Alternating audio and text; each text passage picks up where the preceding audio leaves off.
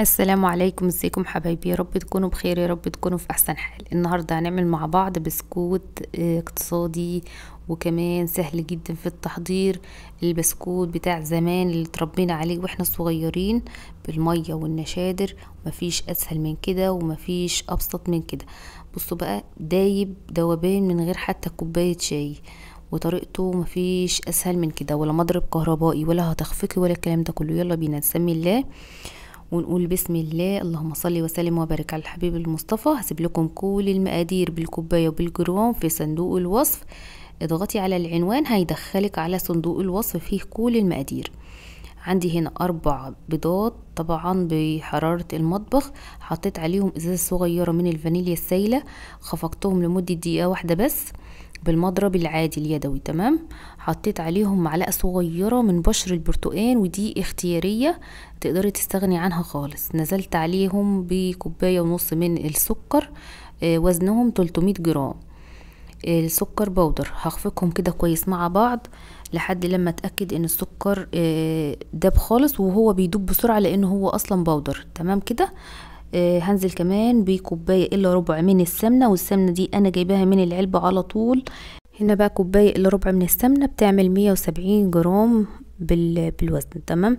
هدوب بقى السمنه كويس مع المكونات، وبعد كده هنزل بمعلقه كبيره من جوز الهند. تقدري تستغني عنها هي وبشر البرتقال نهائيا. الوصفه الاساسيه ما فيهاش جوز الهند ولا بشر برتقال. ده شكل الخليط اهو. بعد كده بقى هنجيب كوبايه الا ربع من الميه، ودي معلقه كبيره ممسوحه من النشادر. تمام. هي مش ممسوحة قوي يعني، بس مش هرمية برضو. وبعدين هسيب لكم كل المقادير في صندوق الوصف بالجرام. تمام كده. هندوب بقى النشادر بتاعتنا او الامونيا في المية، وبعد كده هننزل بيها كده واحدة واحدة على الخليط واحنا بنقلب. تمام. يعني هننزل كده بيها زي سرسوب كده واحنا بنقلب المكونات بتاعتنا. خلاص هنركنها بقى دقيقتين كده ونجهز الدقيق بتاعنا. هنا كده معايا كيلو من الدقيق بتاعي مخصص للكحك والبسكوت. نزلت عليه معلقة صغيرة من البيكنج باودر وذرة ملح وقلبتهم مع بعض. وهننزل كده بالدقيق بتاعنا واحدة واحدة على السوائل وبمعلقة بقى كده، وهنبدأ ان احنا نقلب الدقيق. وبحط كده الدقيق بتاعي شوية بشوية، وبعد كده لما بلاقي المعلقة تقلت معايا ببدأ ان انا بقى بطراطيف صوابعي ابدأ ان انا اتوه الدقيق في السوائل بتاعتي لحد لما اخلص كل كمية الدقيق بتاعتي. بصوا هنا انا كده خلصت الكيلو كله. طبعا تقدري تضيفي لو لقيتي في الاخر العجينة بتاعتك بتلزق قوي او البسكوت بتاعك بيلزق قوي، تقدري تضيفي معلقتين 2 من الدقيق، مش اكتر من كده. لو لقيتيها طرية وبتلزق قوي، شايفين هي بتكون طرية اهي، يعني ما فيهاش اي تلزيقة ولا حاجة.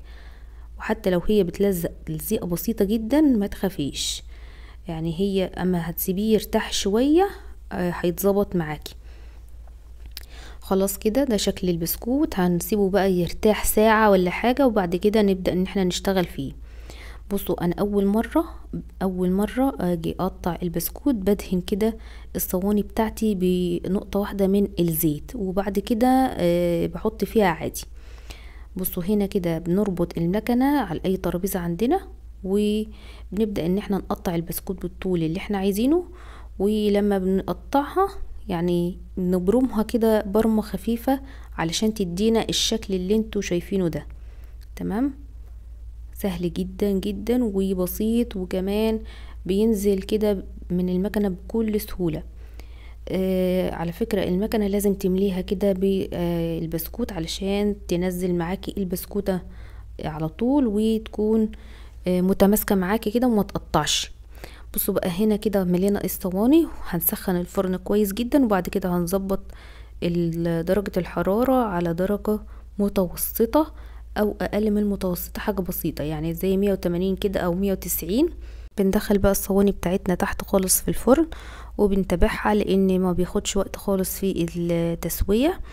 اول ما بياخد لون من تحت كده وتلاقي لونه ذهبي، بترفعيه تحت الشواية ياخد لون ذهبي تحت الشواية، وبعد كده بتطلعيه على طول وبتتابعيه لانه مش بياخد وقت خالص في التسوية. لو وصلتي معايا لحد هنا ما تبخليش عليا بلايك وشير للفيديو، كمان اشتراك في القناة. لو عايزة تحفظي البسكوت حطيه في كيس، وحطي الكيس جوه علبة محكمة الغلق، واقفلي الكيس كويس علشان ما يرطبش معاكي ويفضل مقرمش.